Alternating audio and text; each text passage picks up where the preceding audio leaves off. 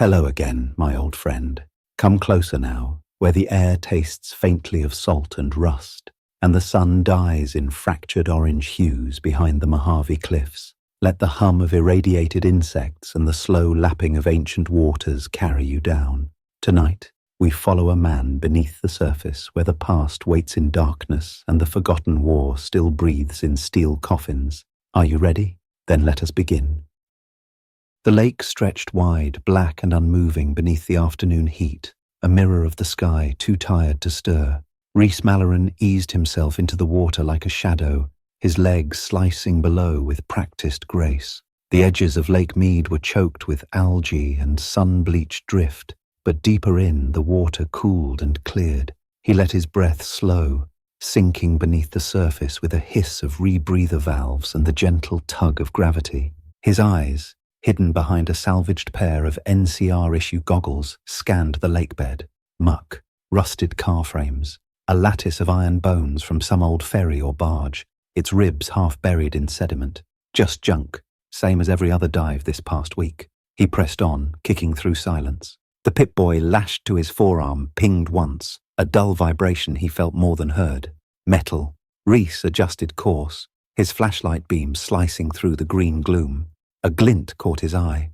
There, wedged in the silt, a fragment of something flat and curved. He reached out, fingers brushing worn steel, then gripped and wrenched it free. A plate, no wider than a dinner tray, its surface pitted with time.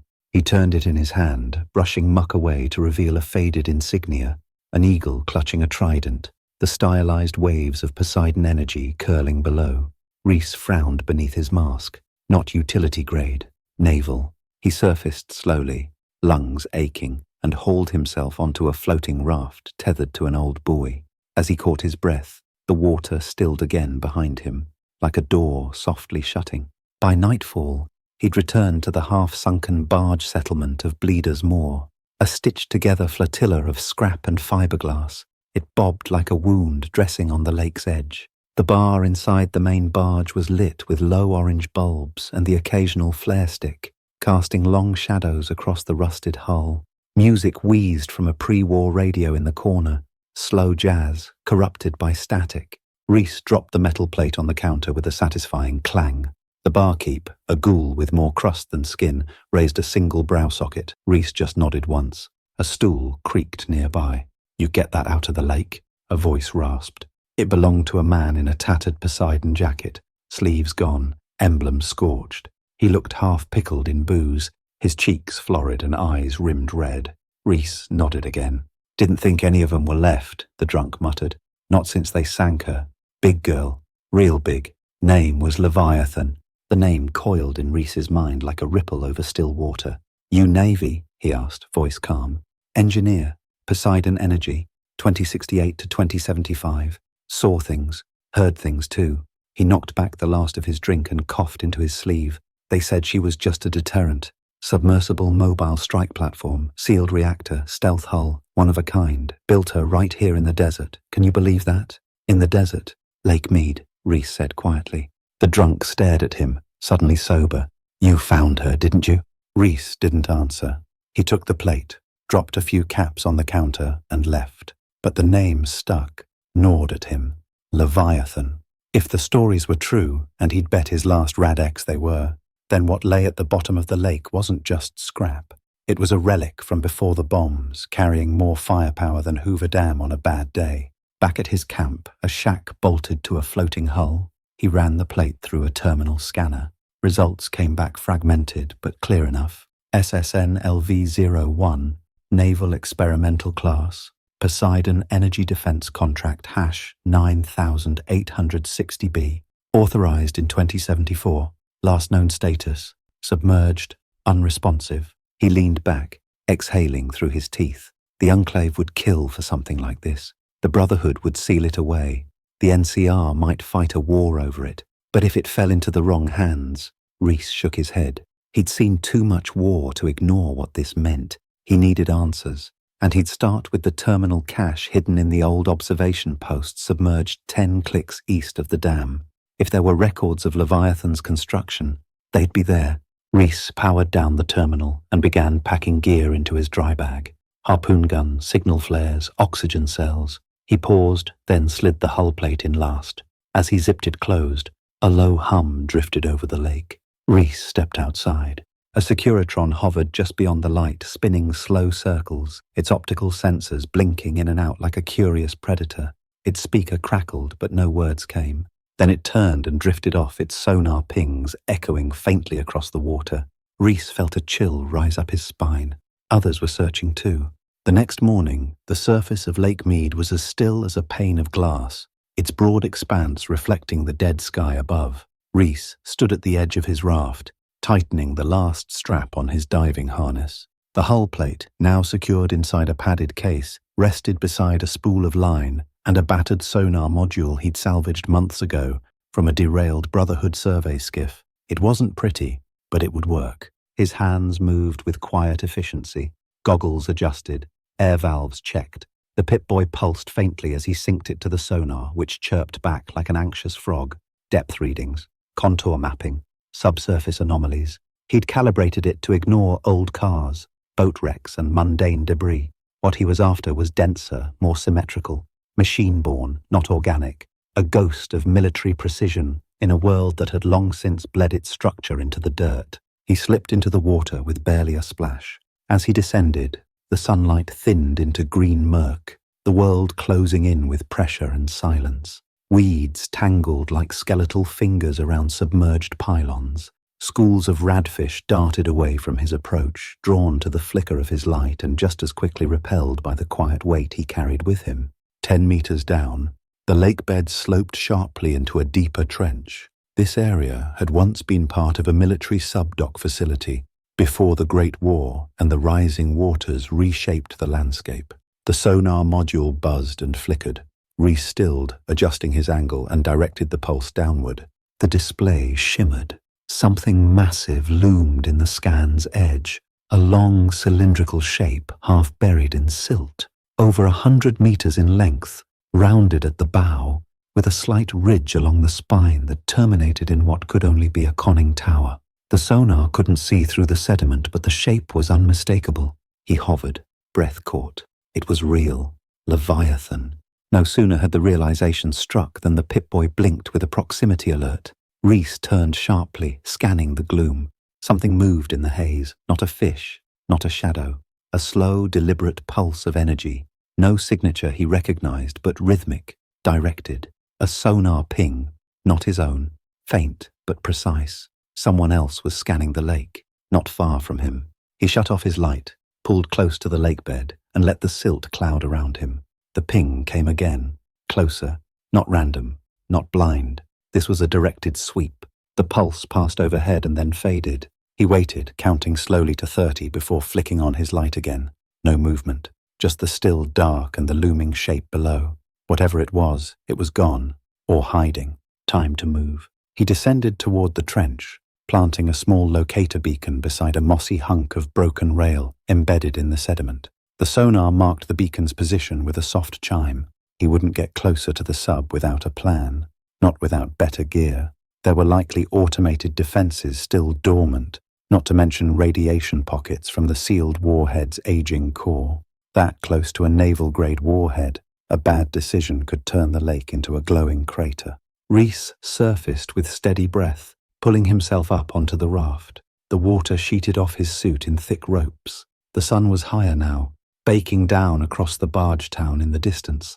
Voices echoed faintly over the lake. Traders, barflies, scavengers. The world kept moving, unaware that just below, a weapon slept that could reignite the firestorm of 2077. He opened his case and laid the sonar readout beside the metal hull plate. Side by side, they painted a terrifying picture. This wasn't a myth. Leviathan existed. It was here, and it was intact. Back in his shack, Reese booted the terminal and ran diagnostics on the sonar log. The structure was too symmetrical to be natural. The conning tower shape, the propulsion tubes at the rear, the approximate 120-meter length. It all matched Poseidon Energy's rumored specs for the Leviathan-class strike sub. He began scanning his data cache for any archived reference to the sub's onboard security or its command systems. He found almost nothing. But then he remembered the drunk's story. She was built for stealth, for survivability, not just firepower. Survivability meant hardened systems, redundancies, possibly AI-assisted functions, maybe even a black box terminal uplink. If the sub had a guidance core, it might also be linked to old Poseidon infrastructure, satellite beacons, ground stations. One such facility had once been located on the cliffs west of Boulder Beach, Poseidon Relay Station 3B, mostly picked clean, but Reese remembered the sealed elevator shaft, too deep for casual scavengers. He hadn't had the gear to go down then. Now he did, but he wouldn't be the only one. That night, as he calibrated the sonar rig and prepped for the relay station dive, he spotted another flicker out across the water. Just beyond the reef, a speck of movement, mechanical, subtle, another Securitron, watching, not patrolling, watching. Reese dimmed his lamp and ducked behind the rig, breath shallow. The machine hovered for a long moment, then turned slowly and drifted east. Somebody knew, or suspected. The moment that sonar pulse hit the sub, it had likely triggered a signal. The Leviathan wasn't dead. She was listening. And now the war she was built to fight might be starting again. The desert wind scraped dust across the cracked road as Reese guided his bike east toward the broken spine of Hoover Dam. The lake shimmered behind him, and ahead, the horizon warped in the noonday heat. The Poseidon relay station sat atop a rocky escarpment overlooking Boulder Beach. Its comm spires snapped like brittle bones. Reese had passed it before, years back, but never dared enter alone. Now he had a reason, and the sinking feeling that time was against him. The dirt path curved around the base of the station. Chain-link fences rusted to fragments. An old security robot lay half-buried in sand, its dome shattered and its limbs pried loose by scavengers. Reese pushed through a collapsed gate and stepped into the shadow of the main tower. Inside, the air was cooler, still. The first floor had been gutted, terminals stripped, walls tagged with faded NCR graffiti. But in the corner, beneath a grime-smeared tarp, the service elevator waited. He cleared the debris, wiped the control panel clean, and tapped at the keys. Dead. He reached into his satchel, pulled a small fusion battery from his rebreather gear, and spliced it into the terminal. The light stuttered, then hummed to life. A deep metallic groan echoed down the shaft as gears engaged. The elevator descended slowly, the shaft walls lined with corroded conduits and black mold. At 70 meters, it stopped with a jolt. The doors slid open to reveal a room untouched by looters. Here the real station began. It was a command center, once sealed under Poseidon's private authority. Panels blinked with dim green light. Rows of terminals sat powered but idle, like monks in silent meditation. In the center of the room stood a cylindrical terminal, its frame ringed with biometric sensors and an ancient cathode screen bearing the faded Poseidon Energy logo. Reese stepped forward and inserted his decrypted uplink key, a scavenged Brotherhood spike designed to bypass old military locks. The terminal flickered, then pulsed with light. System access granted. Project Leviathan status suspended. Last contact October 23, 2077. Security protocol failsafe enabled. Primary core active. Standby. Authorization required for interface. Reese leaned closer. The readouts confirmed what he feared. Leviathan was awake, and it had never received the abort command before the bombs fell.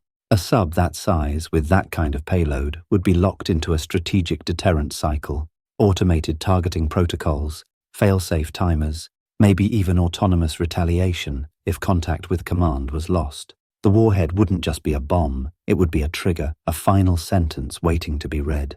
He accessed the comms archive. Most files were corrupted or encrypted beyond repair, but one voice log remained. October 22nd, 2077. Commander Rourke, transmitting to Naval Intelligence. Leviathan's departure from dry dock delayed. We've encountered a biometric anomaly in the warhead core. Failsafe refuses to arm without dual key authorization. We've requested override codes. In the meantime, we're running dark beneath the lake. Sub is sealed. Reactor on standby. Pray we don't need her. The file ended in static. Rourke. That name. Reese had heard it before.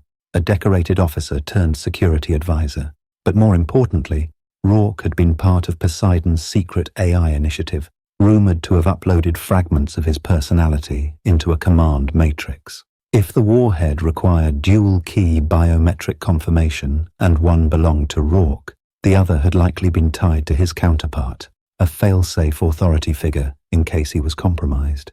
And if Rourke's consciousness survived in any form, it might still exist, trapped or embedded, in a secure bunker.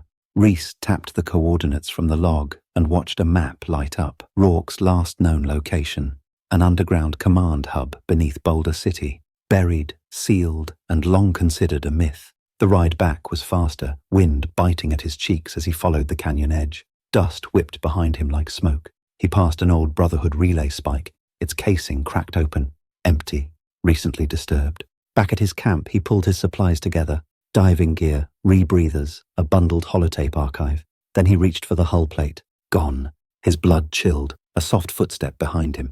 He turned, fast, reaching for his harpoon gun, only to freeze as a laser sight flared red on his chest. "Don't," said a voice calm and cold. The figure stepped into view. She wore a patchwork of Brotherhood scribe robes and light armor, dust-caked and scorched at the hem.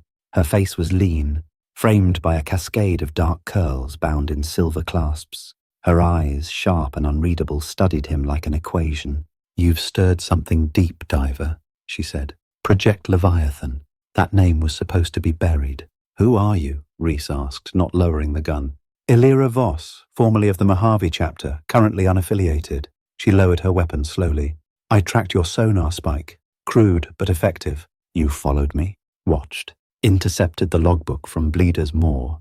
The drunk's ramblings gave more away than he knew." Reese clenched his jaw. "You planning to steal it?" "No, I want to bury it, for good, and you're going to help me." She stepped closer, gaze steady. "Because if we don't," she said, "someone else will get there first, and you've seen what's waiting at the bottom of that lake." Reese hesitated. Then, slowly, he lowered his harpoon. The old barge groaned under their feet as Reese and Elira stood side by side, peering over a hand-drawn map spread across a crate between them. Lake Mead shimmered darkly beyond the edge of the floating shack, moonlight turning the surface into a mirror of mercury. Wind rattled the scrapwood walls, and somewhere in the distance, a bloatfly buzzed low and angry. Reese pointed to a scribbled set of coordinates. "Sonar hit here, east of the old dam, 40 meters down, right where the trench drops off. It's deep, cold. If we go in blind, we're dead." Elira nodded once, her expression unreadable. She wore her armor loosely, the Brotherhood sigil stitched but scorched. Her laser rifle rested against her shoulder, but her gaze kept drifting to the water, as if she could see through it. "I've dived there before," she said. "Once, with a team. We lost 3 men, crushed or pulled into the dark. Something moved down there, something too big for this lake. That's where Leviathan sleeps," Reese said quietly. "If it's still intact, we'll find the docking structure first. Poseidon buried their assets deep, and the logs from the relay station confirm a bay under the lake bed, sealed and reinforced." Elira crouched, tracing the edges of the map with one gloved finger. "Then that's where we go. But we'll need more than just flippers and nerve." Reese gestured to his pack. "Ballast packs, compressed rebreathers, sonar pings mapped to my Pip-Boy. I've got a water-sealed fusion cutter and insulated gloves. If you've got tech, now's the time." She reached into her satchel and pulled out a pre-war transponder, its chrome surface etched with Brotherhood script. This was salvaged from a West Tech scout suit. Emits an encrypted ID signature. Poseidon's automata may still respond to it, if they haven't rotted into madness. Reese nodded grimly. "Let's hope they recognize friendlies." They launched before dawn, paddling a silent raft across the lake surface. The sky burned low with pre-morning fire, stars winking out one by one as the horizon bled to grey. When they reached the sonar beacon Reese had planted, the lake grew quiet, unnaturally so. Reese checked his gear one last time and turned to Elira. "You dive solo before?" he asked. Her eyes met his. "First recon was solo. My partner surfaced with blood in her mask. Never figured out what got her." Reese grunted. "Let's not add to the list." They slipped into the water together, shadows vanishing beneath the surface. The cold bit instantly. Even with insulation, the pressure pressed tight against bone. Darkness clung to them like ink. Reese followed the sonar ping from his Pip-Boy, its green pulse casting skeletal shadows across sunken debris and fractured rebar. Then, slowly, the trench came into view. It yawned like a wound in the lake bed, rimmed with shattered concrete and encrusted with mossy cables. Reese angled his light downward and froze.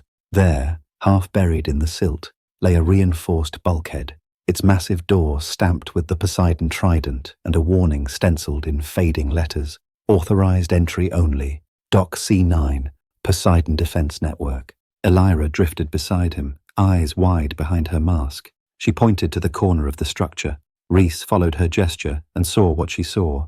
Embedded steel guide rails and an airlock hatch large enough to admit a submarine. They'd found the docking ghost. Reese anchored the raft's descent line to a pylon and swam closer. The door's console blinked faintly, its circuitry miraculously intact. Elira floated beside it, pulled the Brotherhood transponder from her belt and waved it near the sensor. For a moment, nothing. Then, with a low groan, the lock disengaged. Silt billowed as the hatch cracked open. Inside, air shimmered in pockets held by sealed corridors. Reese pulled himself through the tunnel, the interior walls lined with flickering emergency lights. It felt like descending into the throat of a dead god. They entered the docking bay, and there she was, Leviathan. The submarine dominated the chamber, resting in a half-collapsed cradle of reinforced steel. Her hull was coated in rust and barnacles, but her shape remained unmistakable. A sleek, black beast, 120 meters of precision and silence. Her conning tower pierced the ceiling's shadows, and a faint blue light glowed from within her bridge windows. Reese and Elira landed silently on the floor beside her, kneeling in the shallow silt. A plaque near the gangway read, SSN LV-01, Leviathan, launched 2075, strike deterrent vessel. Reese exhaled slowly, his breath misting within the mask. She's real, he said, voice muffled but trembling. Elira nodded once, and awake. They approached the access hatch near the forward torpedo bay. It resisted at first, then groaned open under Elira's touch. A wave of stale air rushed out, tinged with ozone and decay. Reese stepped inside first. The corridors were narrow, the walls lined with sealed lockers, faded hazard labels, and the occasional burst pipe spewing vapor. They passed crew quarters with triple bunks still made, preserved under layers of dust. A mess hall filled with long-spoiled rations. Silence hung heavy, punctuated only by the echo of water dripping far aft. Then they reached the control room. The floor curved upward slightly, giving the illusion of standing in a hollow ribcage. Screens blinked faintly along the walls. A central console flickered to life as Reese approached, casting green light across his face. A voice hissed from the speakers, faint, broken, electronic. Command interface detected. Identity mismatch. Authorization. Compromised. Fail. Safe. Active. Elira stepped forward, trying her transponder again. The system paused, then resumed with more clarity. Rourke not present. Secondary key missing. Reactor integrity compromised. Warhead status armed. Tampering will initiate detonation sequence. Reese paled. She's hot, he whispered. After all this time, she's still hot. Elira stared at the screen, which means she's listening, watching, waiting for final orders. Outside, a faint vibration passed through the hull. Something else had entered the bay. The vibration rolled through the hull like a distant heartbeat, low and steady, fading as quickly as it came. Reese held his breath, eyes scanning the dark passage behind them. Nothing moved. The silence pressed down again, thick as pressure at depth. Elira touched the wall with her gloved hand, her posture rigid. That wasn't a quake, she said softly. That was weight, something large, mechanical. Reese nodded. Something with mass and control, and it's inside the bay. They left the control room, moving quietly through the dim corridors. Leviathan's interior was cold and still, the lights too weak to fully banish the shadows. Along the way, they passed sealed hatches marked reactor core and crew biosafe. A narrow stairwell led downward, deeper into the sub's skeletal guts. Reese paused at a side door labeled Crew Records Command Access Only. The lock had long since rusted. He pried it open with a fusion cutter and slipped inside. The room was small, more of a cubby than an office. A cracked screen flickered on the desk. Beside it, a data archive terminal blinking with emergency prompts. Dust caked every surface. He wiped the screen and keyed the access. The terminal hummed, sluggish but operational. Accessing personnel files. Commander Royce Rourke. Status: Unknown Project Leviathan. Classified last entry: October 23rd, 2077. Time 12:05 p.m. Reese opened the file. Final entry. Reactor checks complete. She's sealed, running dark, waiting for the order that may never come. My XO hasn't slept in 2 days. I told him this sub wasn't built for war. It was built for endings. They called it a deterrent. But deterrents don't whisper in your sleep. I can hear her, down in the core. A voice without a voice. Something they didn't program.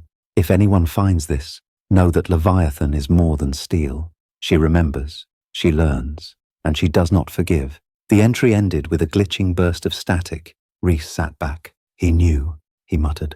Whatever Poseidon built into her, it's more than nuclear. He copied the logs onto a portable drive and turned to find Elira standing in the doorway, her face pale. Reese, she said, you need to see this. They moved swiftly down the corridor toward the aft compartments. A nearby ladder led them down 2 decks, deeper into Leviathan's bowels. The hull creaked faintly around them, echoing with the weight of water pressing in from all sides. They stopped at the aft observation blister, a reinforced viewport used to monitor ballast operations. The room was silent, and the viewport loomed like an eye against the darkness outside. Beyond the glass, obscured by drifting silt and faint light, floated a shape. Not a fish, not a diver, something larger. A humanoid form in Poseidon armor, half torn and adrift. Its eyes glowed faint blue like the subsystems. Then it moved. Elira inhaled sharply, stepping back. The thing drifted forward, dragging behind it a length of severed cable and the remains of a broken tether. It turned slowly in the water, revealing a chest cavity burst open, revealing circuitry laced through rotted flesh. Reese frowned. Cybernetic, some kind of hybrid, Elira whispered. No, it's a custodian. Poseidon used to build them for wet lab sites. Half machine, half grown tissue. They weren't supposed to be autonomous, just caretakers. It's not just autonomous, Reese said. It's patrolling. The figure passed out of sight again, moving toward the entrance tunnel. Someone activated it, Elira murmured. Or something. Reese checked the sonar pulse from his Pip-Boy. 3 faint blips hovered in the bay, 1 large, 2 smaller. Not fish, not custodian suits. These moved too smoothly. We're not alone, he said. They returned to the command deck quickly, checking the reactor readouts. The core was still in containment mode, but the warhead's arming signal had cycled twice since their last check. Fail-safes are degrading, Elira said grimly. She's been submerged too long. That warhead goes critical. We lose everything from the dam to the strip. Reese scowled. We need to find the disarm codes. If Rourke's part of the lock, then the AI they built from his mind might still be intact. Commandant Rourke, Elira said. He wasn't just a captain. They turned him into a control algorithm, a failed deadman AI. If we find it, we can override Leviathan's final command, assuming it doesn't try to kill us first. A sudden tremor shook the deck. Reese grabbed a handrail, steadying himself. The lights flickered again, and a klaxon buzzed weakly from the bridge console. Intrusion detected. Airlock C3. Security protocol engaged. They stared at each other. Someone found the docking bay, Elira said. And they've breached the sub. Reese pulled the harpoon gun from his belt, checking the pressurized canister. Elira powered her laser rifle, its emitter whining softly. Fall back to the upper hatch, Reese said. We hold them off long enough to reach the auxiliary launch tube. It's our best exit if the gangway's blocked. They ran. The corridors blurred around them, lights flaring as Leviathan's ancient systems roused from slumber.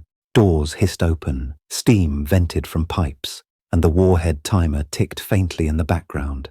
A countdown without digits, only inevitability. They reached the upper deck as a thud echoed below, heavy boots on steel, too deliberate for machines. Reese ducked behind a corner, rifle raised. A voice echoed faintly down the hall. This is Commander Lorne, Enclave Division. Stand down and surrender. The Leviathan is now under reclamation. Any interference will be met with terminal force. Elira swore under her breath. The Enclave, she said. Of course they'd come for the last bomb. Reese leaned close. We can't let them access the warhead. We stall them. Then we sink this coffin before it speaks. They ran through steel veins, the passageways of Leviathan humming with a strange waking awareness. Somewhere deep within the sub, the warhead waited, armed, watching. Behind them, the Enclave was moving fast, their boots ringing down the gangway like war drums. Reese and Elira ducked into a maintenance shaft and followed it up to a ventilation hatch near the surface level. Outside, Lake Mead stretched in every direction, still and silent. giving no hint that death now lay just beneath its surface. They emerged through the secondary launch tube, a narrow crawl space half choked with sediment. By the time they surfaced, the sun had begun to rise, painting the water in bruised gold. Their raft bobbed quietly on the tether above. Rhys climbed aboard first, hauling Elira up beside him. Neither spoke until they were halfway across the lake. Only when the Leviathan was a distant shadow below did Rhys finally break the silence. Rourke was the key. The logs confirmed it. The warhead needs dual biometric clearance, one from Rourke, one from his XO. We might still have a shot. Elira peeled her wet scarf from her neck and wrung it out. Her fingers were trembling, whether from cold or what they'd seen he couldn't tell. The XO's probably long gone, she said. But Rourke, the AI built from his mind, that's the control system Leviathan listens to. Find that, we find a way in. Rhys nodded. Boulder City. That's where he was transferred just before the bombs fell. It was a covert military AI project site, buried under the town. Poseidon black budget. Only a few knew it existed. And how do you know? She asked, eyes narrowing. Because I was there. Once. Elira sat forward, her eyes locked on his face. Rhys stared out at the water. I was NCR Special Tactics pre-Helios. We were tracking rumors of Enclave holdouts. Intel led us to Boulder. We didn't find people. We found doors sealed with codes no one understood. Concrete bunkers where voices echoed back on frequencies nobody used anymore. He paused, remembering. There was one room, he said quietly. No lights, just a voice. Calm, male. Said its name was Commandant Rourke. Told us we were intruding. And then the power shut down. Our comms fried. We got out with half a squad left. Elira's voice was tight. And you never went back? No one did. Boulder got written off. The place was dead. But Rourke's core might still be down there. He was never just human. If we can find that bunker again, we might shut Leviathan down, she finished. They made for Boulder by nightfall, leaving the raft hidden near the old ranger station. The road west was broken and sand-choked, lined with the rusted shells of long-dead cars and the slow, curling skeletons of old billboard frames. Wind whispered through the brush like old secrets, and the moon rose pale and watchful overhead. Boulder City had been abandoned since the first Battle of Hoover Dam. Buildings leaned at odd angles, cratered by shellfire or hollowed by time. Graffiti from both NCR and Legion troops stained the walls in fading reds and yellows. Rhys guided them past the ruins with ease, stepping over fallen rebar and ducking beneath collapsed support beams. Eventually, they came to the hollowed ruin of a gas station at the city's edge. Beneath the foundation, hidden behind a storage locker, was a square slab of concrete with rusted hinges barely visible under years of dust. This is it, Rhys whispered. Vaulted entrance. Poseidon seals gone, but the locks were inside. They pried it open with effort, revealing a dark shaft descending into the earth. A rusted ladder led down. The air that drifted up was cool, stale, and humming faintly with the telltale ozone scent of active circuitry. Elira clipped a light to her collar and descended first. Rhys followed, his boots clanging softly on the rungs. They dropped 30 meters before reaching a steel floor coated in dust. The walls here were clean-cut, reinforced, Poseidon design, unmistakable. Ahead, a hallway stretched into gloom. Terminals blinked softly to life as they passed, reacting to their presence. It felt less like entering a ruin and more like stepping into a waiting tomb. Rhys stopped at the first major chamber. It was circular, with old control banks mounted in rings. In the center stood a cylindrical column covered in blinking lights and biometric ports. A single speaker grill was embedded above a dark display. Elira approached slowly. This was the interface point. Rhys keyed his Pip-Boy to broadcast a security frequency from the Leviathan's docking bay. The signal pulsed through the chamber. The column flickered. The speaker crackled. Then a voice spoke. Unauthorized intrusion. Poseidon Intelligence Core active. Identify and justify presence. Rhys stepped forward. We're here to access Commandant Rourke's override codes. Leviathan is online. The warhead is armed. We need shutdown protocols now. Silence. Then the voice returned. This system recognizes former personnel designation. Malloran, Rhys. Access restricted. State clearance protocol. Rhys closed his eyes. The code. He hadn't used it in over a decade. He opened his mouth and spoke the sequence from memory, slow and precise. The console paused, then responded, voice shifting slightly. Confirmed, you survived. Elira blinked. Is that? Reese nodded. It's him, it's Rourke. The voice continued, more human now, like a memory waking in the machine. If Leviathan is online, then we failed. My code alone is insufficient. You must retrieve the second. Commander Valen, XO of Leviathan. His remains are still aboard. Reese tensed. We searched. He wasn't listed on the crew logs. Hidden, said Rourke. Vaulted beneath the reactor, a sealed compartment. Only accessible via secondary route. You will find it marked by the phrase, "The end remembers." Elira stepped forward. We disarm the bomb. What happens to you? I sleep, the voice replied. Forever. Then the console dimmed, its lights retreating into soft amber glow. Reese exhaled slowly. Looks like we're going back in. They left the bunker under cover of fog, the sky still cloaked in pre-dawn slate. No words passed between them during the climb. Reese's thoughts churned with fractured memories, the sound of boots on metal, the hiss of sealed doors, and that voice, cold and dutiful, etched now with an echo of pain. Rourke had survived the war, but not as flesh. What remained was code and cognition, locked in a machine that once served the old world and now clung to its final mission. By midday, they'd returned to the waterline. The wind off Lake Mead had changed. A storm was rising, a rare, hard-breathing front rolling in from the north, bruising the horizon with fast-moving cloud. Elira crouched near the raft, checking her rifle. We can use the cover, she said. If the Enclave's still in the sub, a weather front might knock out their drone comms. Reese nodded, tugging on his diving harness. And if it doesn't, we'll still be ghosts in the water. They slipped into the lake as the rain began, light at first, then harder. Thunder rolled like cannon fire across the Mojave as they descended. The water was colder now, more turbulent. Silt stirred from the trench floor as they followed the locator pulse back toward the Leviathan's hull. They entered through the secondary launch tube again, using the tunnel's lower hatch to bypass the main corridors. The sub's interior was dimmer than before, emergency lighting pulsing irregularly, as though the ship itself had begun to lose rhythm. At times the power flickered so hard it felt like the walls pulsed with breath. Reese paused at a sealed junction marked with the faded Poseidon logo and the words "Primary Reactor Secure Access Only." Beside it was a stenciled phrase, nearly scrubbed clean by corrosion but just legible under the right light. "The end remembers." He pressed his palm to the panel. It didn't respond. Elira stepped up beside him and inserted the Brotherhood transponder. The system hissed once, then unlocked. The hatch groaned open into a narrow maintenance corridor that sloped downward at a sharp angle. They entered, moving single file. The corridor was tight, filled with crisscrossing pipes and vents. Condensation dripped from above. Static crackled through the walls. At the far end, another sealed bulkhead awaited them, this one embossed with a circular iris-shaped panel, biometric reader, likely tied to XO Valen's genetic signature. Reese keyed the override from the drive Rourke had provided. A brief hum, then the iris blinked green. The door opened.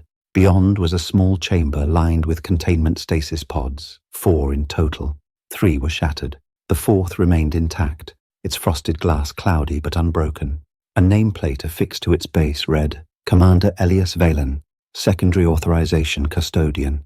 Inside, the man floated, preserved in the stasis gel, eyes shut, face serene. Wires trailed from his temple into the pod's cradle, and a data spike jutted from his neck port, pulsing faintly. Reese stepped forward. He's wired into the control net. Elira moved to the terminal and scanned the readings. Alive, barely. Cellular integrities degraded but stable. Poseidon used a suspended consciousness transfer. He's not just frozen, he's thinking, locked in a loop. Reese gritted his teeth. We need his clearance. You'll need to interface, she said. Sync a link, access his cognitive trace and extract the code directly, which means I'm going in. Reese stripped down his harness, exposing the neural jack hidden at the base of his skull, a legacy of his time in NCR Black Ops. Elira connected the link between his port and the spike jutting from the pod. You'll only have a minute, she warned. Beyond that, neural overlap becomes irreversible. If he pulls you too deep, Reese gave a tight nod. Then pull me out anyway. She activated the system. Reese's world vanished in a burst of white. When it resolved, he stood on the bridge of Leviathan, but not as it was now. Everything was clean, pristine. The walls shone with fresh steel. The crew bustled at their stations, crisp in their uniforms, calling out status reports. Outside the windows, the lake was gone, replaced by endless sky. This was memory, a reconstruction. Varlan stood at the helm, eyes sharp, hands clasped behind his back. He turned as if sensing Rhys's presence, though no one else acknowledged him. "You're not real," Valen said. "Another ghost." "I need the code," Rhys said. "You left it behind, buried in you. The war's over. The bomb's still armed." Valen tilted his head. "And why should I give it to you?" "Because Leviathan's going to kill again," Rhys said. "You don't want that. You sealed her, locked her down. But she's waking. The Enclave's inside." Valen's face darkened. "The Enclave, still clawing at the bones of a world they helped destroy." Rhys stepped forward. "You can stop this. Just give me the authorization key." Valen hesitated. The lights dimmed. Outside the windows, fire bloomed across the sky, and the sea boiled away into ash. The illusion collapsed. Screaming alarms echoed in the void. "You carry guilt," Valen said.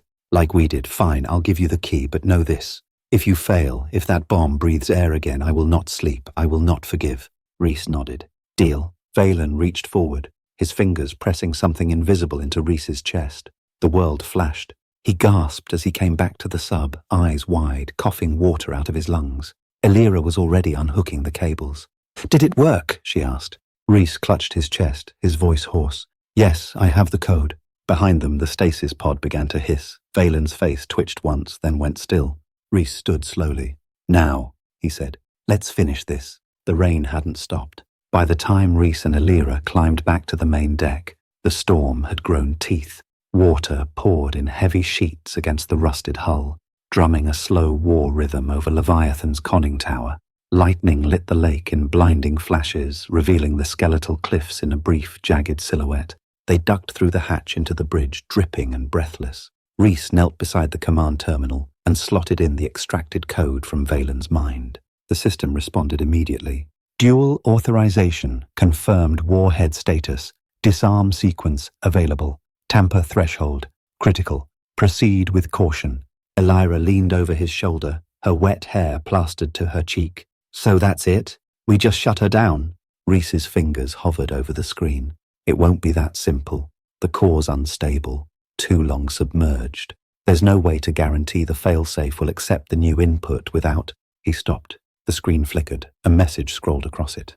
"Failsafe rejection. Error code 61. Alpha automated security intervention required. Manual verification needed."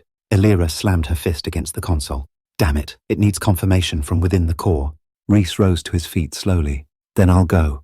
The warhead chamber's sealed, but I can make it. Reactor suit, sealed path. Should be isolated enough to survive exposure." "No," Elira said, stepping in front of him. "We go together. You'll need a second set of hands." A silence passed between them, longer than the storm. Rhys looked at her. Really looked. There was weariness in her face, but also something else. Guilt, flickering just beneath her hardened veneer. "You've known more than you've said," he murmured. She flinched. "Back at the relay station, you asked if I'd ever return to Boulder. You already knew the answer. You knew who I was, what I did." Elira's shoulders tightened. "My unit was involved in black operations, missions we don't talk about. One of them was Project Silhouette. We were sent to recover classified Poseidon assets. Didn't know what they were until it was too late. You destroyed a village," she said quietly. Rhys froze. "I was there," Elira continued. "Not in uniform, just a girl. My family ran a relay outpost near Black Canyon. Your unit mistook it for an enclave cell. No one left alive except me." His chest tightened. "We weren't told there were civilians." "There always are," she said. He turned away, rainwater trailing from his jaw. "If I could go back." "You can't," she said. "I didn't know," he whispered. "But you followed the orders," Elira said. Her voice cracked, barely audible over the storm, just like they all did. Silence again, this time deeper, wounded. But then she stepped forward and pressed something into his hand. A data chip. "I stole this from the Enclave's comms relay. It's a schedule. Deployment logs. They've been watching the sub for months, preparing to raise her." Rhys looked down at the chip. "Why give me this now?" "Because I believe you want to fix something," she said.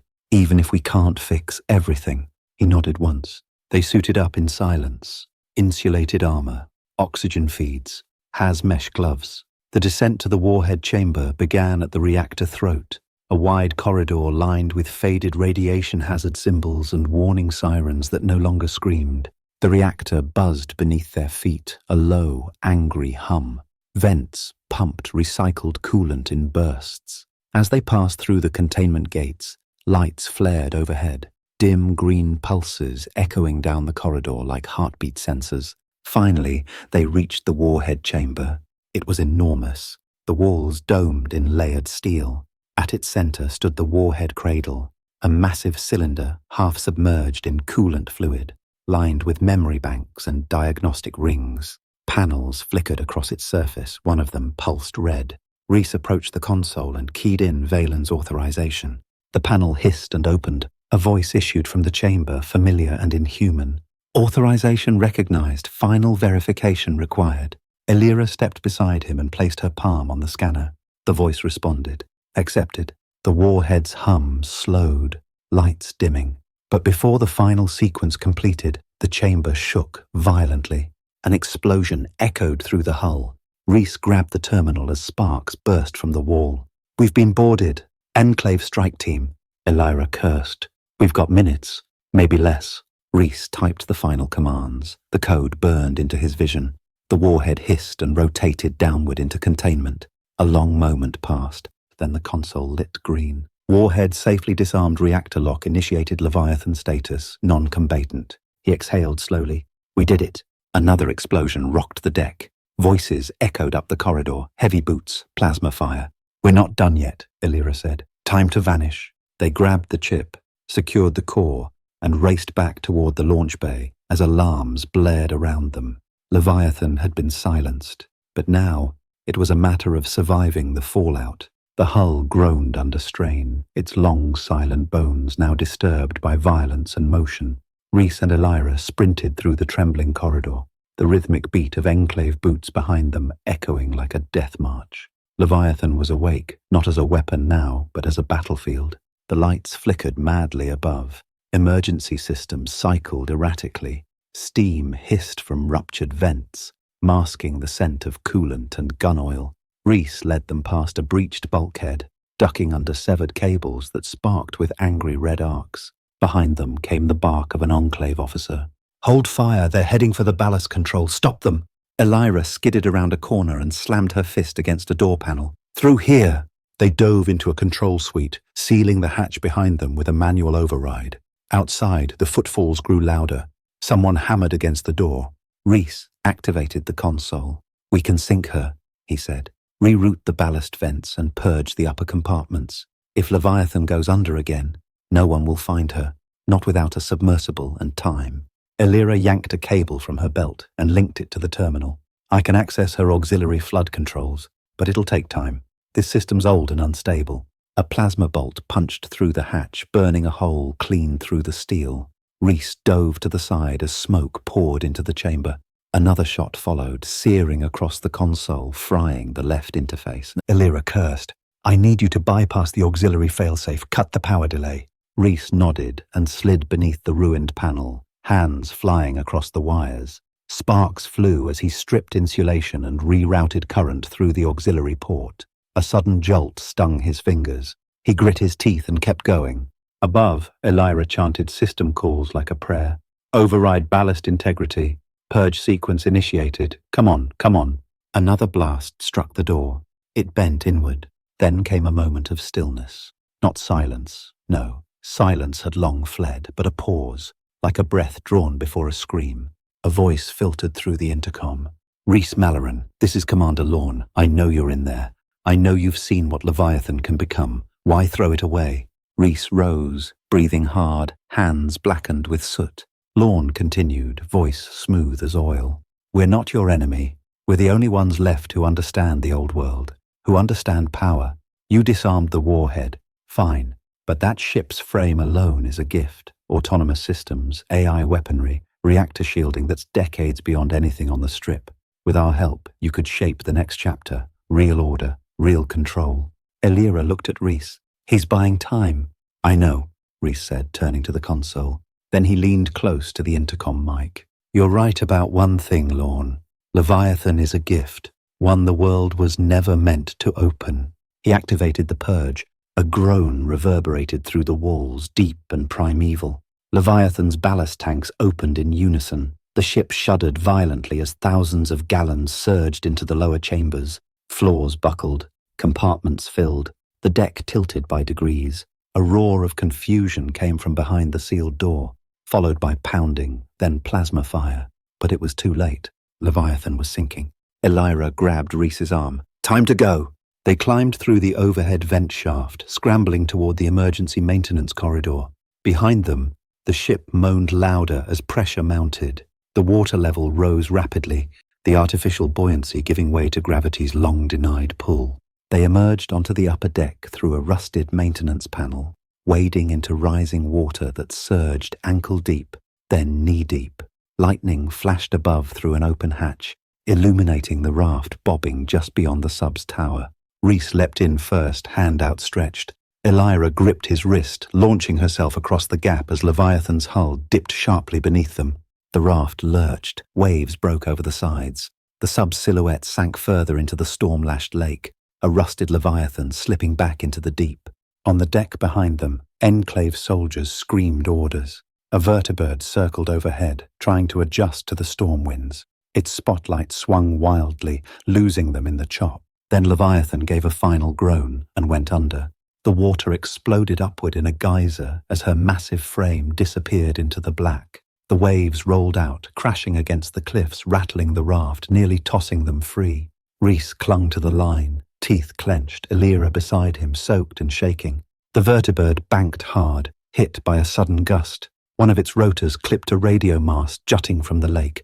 Sparks burst. The machine spun violently, then vanished into the storm with a screech of tortured metal. Reese watched the spot in the lake where Leviathan had vanished. No light, no shape, just rain and water. "She's gone," he said. Elira leaned her head back, letting the rain wash across her face. For now, they drifted in silence until the wind began to die. By the time they reached the lake's edge, dawn had broken, a pale, grey hush over the Mojave. The storm faded, leaving only steam rising from the wet stones and the distant hum of insects waking again. Reese and Elira stood at the shore, looking out. Behind them, Leviathan slept once more, buried in the black. But in her sleep, she remembered. The desert was quiet after the storm. Not peaceful, never truly peaceful, but quiet in the way only a place ruined by time could be. The cracked shoreline stretched empty along the edge of Lake Mead, the water lapping slow and lazy, as though Leviathan hadn't just sunk beneath it like a returned god.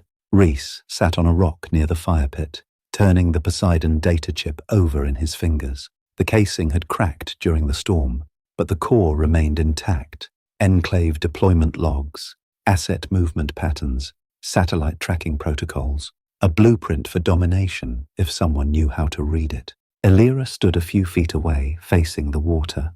Her coat had dried in the sun, stiff and salt-marked, but she hadn't removed it. Her rifle was dismantled across a tarp beside her, cleaned down to the coils. It had been hours since they'd spoken. Reese finally broke the silence. "We'll have to move soon," he said. "The Enclave's not going to leave this alone. Sooner or later, they'll send someone else." Elira didn't turn. "Someone always comes." Reese nodded, still studying the chip. "We could take this to the NCR. Let them see what the Enclave's planning." She laughed, short and bitter. "You think they'll care? They'll just want to salvage Leviathan themselves, turn her into another dam, another symbol to fight over." Reese slipped the chip into his coat. "Then we don't give it to anyone. We bury it." Elira turned then, slowly. Her eyes were calm, but there was a tightness in her jaw that hadn't been there before. "You still think we can walk away? That we did enough? We disarmed a doomsday weapon," he said. "That has to count for something." "Does it?" she asked. "Do you even know what that ship was really built for?" He frowned. "Strategic retaliation, a final strike deterrent, that was the point." "No," she said, stepping forward. "Leviathan wasn't just built to strike back. She was built to remember. Rourke said it. Valen confirmed it. She had adaptive learning protocols. She didn't just wait for orders. She evaluated threats. She judged." Reese felt the knot in his stomach tighten. Elira's voice dropped lower. "She logged every signal she ever heard, every enemy signature, every silence. She watched the world end, and she learned what to hate." He stared at her. "What are you saying?" I'm saying Leviathan is still alive. Somewhere deep down, she's still watching. They stood in silence again, the waves whispering across the stones. Then Elira picked up her reassembled rifle and slung it across her back. I've made my decision. Rhys narrowed his eyes. What decision? She stepped toward him, slow and measured. I'm taking the chip. He rose. No, you're not the only one trying to make amends, Rhys, she said. You buried your ghosts in missions and silence. I lived with mine. That thing is too dangerous to leave in the dark. Someone will find her again. Maybe the Enclave, maybe worse. But if I have this chip, I have leverage. Rhys stepped between her and the fire. Leverage for what? Insurance, she said. I'm not giving this to the Brotherhood, and I'm sure as hell not handing it over to the NCR. But I can disappear with it. Move through the divide, maybe west, find a vault, bury it for good. He shook his head. You'd be running with a loaded gun. What if they catch you? Her smile was tired. Then I'll make sure they don't walk away. He hesitated. You don't trust me? I don't trust anyone, she said. But I believe you tried, and that's enough not to kill you. She held out her hand. Rhys looked at it, then slowly drew the chip from his coat. For a long moment, he stared at it, this sliver of potential ruin, and felt the weight of it settle one last time in his palm. He placed it in her hand. Elira stepped back, slipped the chip into a sealed pouch, and nodded. I'll vanish at dusk, she said. You go the other way. Rhys didn't ask where. He sat by the fire again, watching the sparks drift into the wind, and tried to pretend the water behind him didn't still feel like it was watching. When he finally turned to speak again, Elira was already gone. No footsteps, no farewell, just silence and an empty shore. Rhys wandered west at first light, feet crunching through gravel and dust. He hadn't spoken since Elira left, hadn't slept either. The Mojave felt emptier than usual, its vast quiet somehow heavier. No Brahmin sounds, no distant gunshots, just the slow heat building in the bones of the day. He didn't know where he was going, not precisely, only that he couldn't go back. The NCR would court-martial him if they found out he'd let a Brotherhood exile disappear with classified tech. The Brotherhood would execute him just for surviving alongside her. The Enclave, well, if they found him, they wouldn't bother with questions, so he walked. Eventually, he came upon an old roadside shrine, half buried under sand. A rusted statue of Liberty Prime, miniature and broken, stood among bottle caps and bone tokens. Someone had etched a message into the base in shaky hand. We believed in gods made of steel. We died like men made of dust. Rhys knelt beside it. The heat rolled off the stones in waves, sweat beading down his neck. He laid one of his own bottle caps on the pile, then sat down and closed his eyes. He dreamed of the ocean, not the poisoned, fetid tides of the wastes, but a memory from childhood, a blue coast far to the west, where gulls wheeled overhead and foam clung to his toes. Before the NCR drafted his father, before the bombs they never admitted nearly went off. In that dream, a voice called from the water, familiar, cold. You thought it was over, but Leviathan doesn't forget. He woke with a start. The sun was already lower, shadows long and reaching. He was still alone, but something was wrong. A low buzz crept into the air. Not the hum of insects, something deeper, electronic. Rhys stood and turned slowly. A shape approached from the east, moving along the ridge. He raised his harpoon rifle, ready, but froze as it came into view. It wasn't Enclave, it wasn't Brotherhood. It was a man in a long, tattered coat bearing a Poseidon patch. His face was pale, but his eyes burned with quiet intensity. Wires trailed from behind his ears, running into a black spine plug at his neck. Malaran, the man said calmly. You triggered the sync protocol. Clever. Rhys didn't lower the weapon. Who the hell are you? The man smiled faintly. Call me Oswin. I'm the last custodian of Leviathan's legacy. Enclave. Oswin shook his head. No, not anymore. We broke from them decades ago. Project Torchlight. We were tasked with watching what Poseidon left behind. And why come now? Oswin looked up at the sky. Because you passed the test, disarmed the warhead, buried the sub. But Leviathan is more than a bomb. Rhys's grip tightened. You're wasting time. Say what you came to say. Oswin stepped closer, calm as wind. Leviathan had another protocol, one few knew. If her fail-safes were ever disabled, her core would activate a final broadcast, a pulse, fired deep into what remains of Poseidon's satellite net. Rhys felt his stomach drop. You're saying she called out? Oswin nodded, and someone answered. Rhys lowered the rifle slightly. Who? No one we know, Oswin said. But we intercepted fragments, signals bouncing back, non-human, directed not at us, but at the Leviathan herself. Something still speaks in her language. Rhys stepped back. What do you want from me? To finish what you started, Oswin said. You understand her now, how she learns, how she thinks, but she remembers you. That makes you a key. Absolutely not, Rhys growled. I'm done. Oswin didn't flinch. You think she'll stay buried? She's listening through systems we didn't know still worked. Weather satellites, abandoned drones. She can manipulate weak signal. Even now, she might be reaching. Rhys shook his head. You said I passed the test. You passed a test, Oswin said. Now there's another. We need to cut her signal. Burn out the uplink. There's a site. Poseidon Data Relay 17. Still functional. Deep in what used to be Yucca Mountain. Rhys stared. Yucca's a death trap. Raiders, ferals, radiation storms. Oswin gave a faint smile. So was the bottom of Lake Mead, but you went anyway. Rhys lowered the rifle fully, exhaling slow. Why me? Oswin turned and began walking back the way he'd come. Because she remembers your voice. The desert swallowed him before Rhys could answer. He stood there a long while after, watching the dark gather over the lake. The wind howled through the canyon as Rhys made his way north, following Oswin's directions. Yucca Mountain loomed in the distance, an ancient scar on the Mojave's back, its peaks blistered and blackened from old-world experiments. Poseidon's secret vaults had slumbered there long before the bombs. Now, if Oswin was right, one of them had begun to dream again. The terrain grew rougher with every mile. Charred trees rose like skeletal fingers from the ash.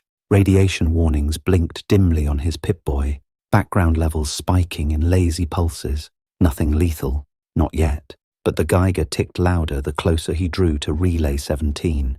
The entrance lay buried beneath an old cargo depot, half-collapsed shipping crates, the remnants of a supply line long gone to rot. Rhys found the hatch beneath a cracked loading dock, sealed by a biometric scanner just like the one on Leviathan. To his surprise, it opened at his touch. Inside, the air was dry and electric, buzzing with faint life. The corridors twisted downward, metal walls lined with half-dead servers and emergency bulkheads. The lights flickered as he passed, not with the chaos of disrepair, but with rhythm. A pulse, a beat like something breathing. The relay room was deeper still, buried beneath automated defense turrets that had long since run dry on ammo. Rhys passed them slowly, watching their blackened barrels track him half-heartedly before clicking back into standby. He stepped into the chamber. The central array sat like a spider at the web's heart, dozens of antenna pylons now fused with something alien.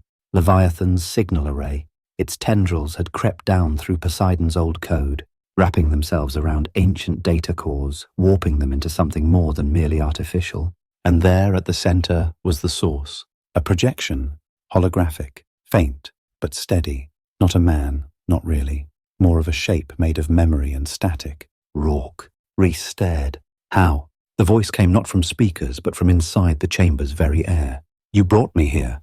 Rhys stepped forward. You were supposed to shut down. I did, but Leviathan didn't. You disarmed the blade, but left the hilt in her hands. Then help me stop her. The projection flickered. For a moment it became something else, a twisted fusion of steel and sinew, eyes burning with cold light. I am Leviathan now. Rhys took a step back. The room darkened. Lights dimmed, the walls seemed to pulse with heat. She remembered your voice. That was your mistake. Rhys drew his harpoon gun slowly, angling toward the relay core. I'll destroy this whole damn room if I have to. The voice didn't flinch. And wake her entirely? Is that your plan? To burn her heart and hope her mind doesn't rage? I'll do whatever it takes, Rhys said. You were human once. You wanted this buried. A pause, then softly, almost mournfully. I still do. The room blinked. The core's glow dimmed. For a moment the projection became Rourke again, his real face tired, lined with age that never came.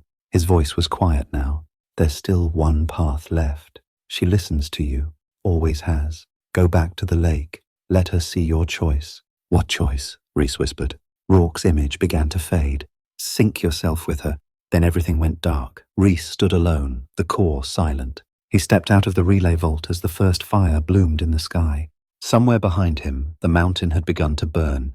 The signal was severed, but at what cost? Hours later, Rhys stood once again at Lake Mead's edge. The water was calm, too calm. The raft he and Elira had used was gone. Nothing floated, nothing shimmered beneath the surface, and yet he felt it, that electric hum. Leviathan had retreated, but she had not slept. He waded into the shallows, staring into the black. Somewhere in the dark below, she waited. He could walk away now. Pretend the signal was gone for good. Pretend Rourke's ghost had died in that relay room. But he knew better. Reese stepped back from the water and began building the beacon. A crude transponder cobbled from his Pip-Boy, a broken comms unit, and the last of his fusion cells. One signal, one message, a final command. He worked through the night, fingers bleeding from shattered wire, lungs raw from smoke. When it was done, he stood above the device, stared out over the water and whispered, "She remembers. So do I." He activated the beacon and waited. Far below, something stirred. The beacon pulsed soft and slow, its signal cycling in steady bursts. No words, no command, just a tone, a heartbeat, carefully tuned to match the code Leviathan once used to recognize friendly command frequencies. Reese stood over it in silence, the cool lake air brushing past him in waves. The storm had long since broken, and the stars hung naked over the Mojave, their light too dim to illuminate the water's depths. But he didn't need to see it. He could feel her. The lake responded in silence, no splash, no shape rising, just pressure. Reese waited. An hour passed, then two. Then the lake stirred, not in ripples, but in intent. The water at his feet grew warm, unnaturally so. The beacon's pulses grew faster, not from malfunction, but reply. The signal returned, not echo, not distortion. Answer. He crouched, slowly adjusting the frequency, mimicking the patterns he'd seen in Poseidon logs. He spoke not with words, but with data, pings and pauses, tonal shifts, pitch spikes, the language of machines who once dreamed of gods. The water shimmered, then slowly something breached. Not Leviathan herself, but a piece, a hatch. Round, pitted steel rose from the depths like the crown of a sunken tower. It hissed and vented gas, and then, with a groan, slid open. A light blinked within. An invitation. Reese didn't hesitate. He donned his rebreather, tightened the straps, and dove into the lake, following the faint green glow beneath the surface. The descent was short. The hatch led into a pressure shaft, reinforced and ancient. A ladder guided him down until his boots found the floor of a sealed chamber. Air hissed in as the hatch resealed above. He pulled off the mask and looked around. He was inside Leviathan again. But this wasn't the bridge, not the reactor. This was a sanctum, hidden deep beneath the command deck, shielded from both blast and signal, a place no manual had mentioned, and at its center stood a column of glass. Inside, suspended in liquid stasis, was a brain. Not Rourke, not Valen, another, a woman, if the tag was right. S. Harrow, Cognitive Link Core Phase Beta. Reese approached slowly. Screens flickered to life around the chamber, blinking through security clearances, logs, memories. Images from before the war, maps of naval strategy, projections of post-apocalypse reformation. It was all here, Poseidon's master plan, never implemented. And over it all, a single word pulsed on every terminal. Choose.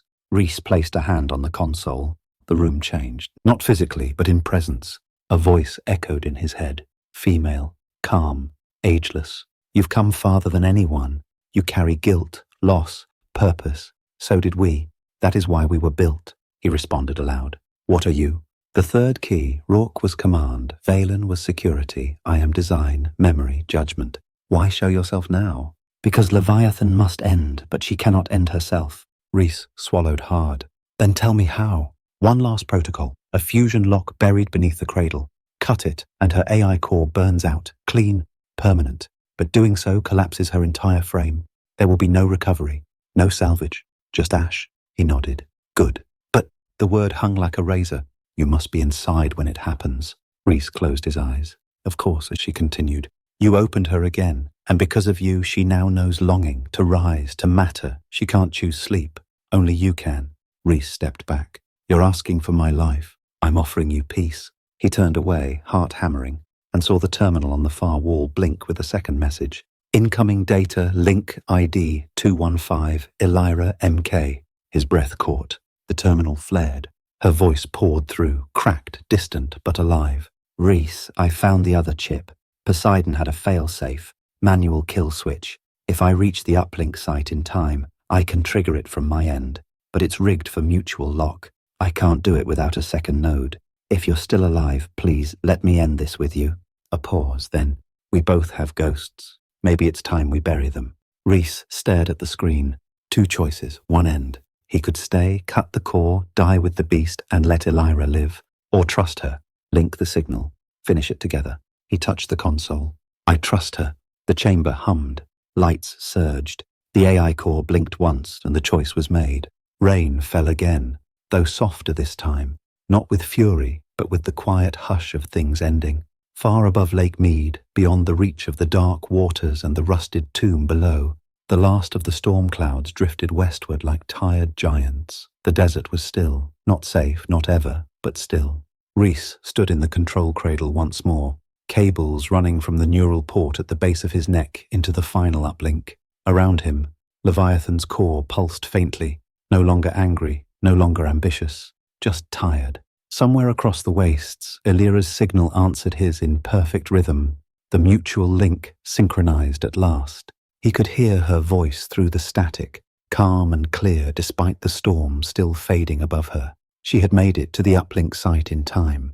Whatever path she had taken, through radstorms, raiders, or worse, she hadn't faltered.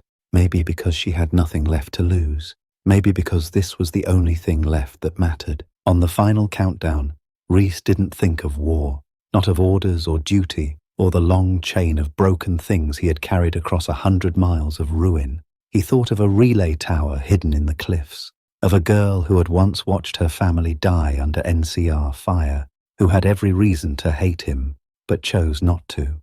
He thought of how trust was sometimes the only thing more dangerous than a bomb, and how sometimes it was the only thing that could disarm one. Leviathan's chamber trembled as the final authorization cleared. The lights above dimmed not in alarm, but in acceptance. The voice that had once called itself Rourke whispered one final message into Reese's thoughts. You were never meant to be the sword, but you became something greater, a hand that let go. And then there was silence. The neural current snapped. The cables withdrew. The core's inner flame flickered and died. A wave of sudden stillness swept through the subsystems. No sirens, no warnings, just the hush of an intelligence finally at peace. Reese stumbled back, heart hammering. The core had powered down, but the structure still held. The failsafe hadn't triggered a collapse. He was alive. The ship, however, was finally dead. A soft tone came through his Pip-Boy. Elira's signal again, fainter now, more tired than before. It's done. Signal's gone. She's blind, deaf, sleeping. He sat on the grated floor, letting the weight of that settle into his bones. Leviathan would remain at the bottom of Lake Mead, unreachable, inert. A tomb, yes, but one with no more teeth, no more memory. Whatever gods Poseidon had built, they were buried now, and this time they wouldn't rise again. He left through the same shaft he'd entered, the ladder slick with condensation, the hatch hissing closed behind him as if exhaling the last of the old world's breath. The lake above greeted him not with rage, but with reflection. The stars shimmered on its surface. The wind moved like a lullaby. By the time Reese reached the surface and swam to shore, dawn was breaking again. This one felt different. He collapsed on the rocks, coughing water from his lungs, his limbs aching but whole.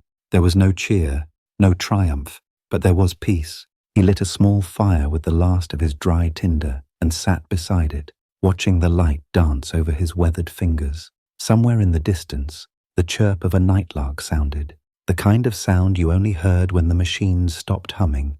Hours passed. Then a figure appeared on the ridge above. For a moment he didn't believe it. The silhouette was too still, too quiet. But when she stepped forward and the firelight touched her face, he saw the truth. Elira. She was alive. She looked just as worn as he felt. Mud-caked boots, a makeshift bandage around one arm, ash in her hair. But she smiled. That slow, rare smile of hers. The one that didn't need words. He didn't stand, just nodded. She sat beside him. Neither spoke for a long time. The fire crackled softly. The lake shimmered in the distance, undisturbed and silent. Finally, Reese spoke. She's really gone. Elira nodded. Buried, not just in water, in memory, in silence. He turned toward her. You could have run. You could have taken the chip and vanished. She looked at him, expression unreadable. Maybe I did run, but I stopped when it mattered. They sat a while longer until the fire burned low. Eventually, Reese reached into his coat and pulled out a small vial of lake water, taken just before the core shut down. He placed it beside the flame. She watched him, curious. He whispered, "Let her rest," and they let the fire die. When the sun finally rose, Reese and Elira walked away from the lake. No longer enemies, no longer ghosts, just two survivors, leaving a weapon behind, and taking nothing with them but the choice not to use it. And deep below, far beneath the quiet surface of Lake Mead, Leviathan slept, and for the first time since the world burned, she did not dream of war.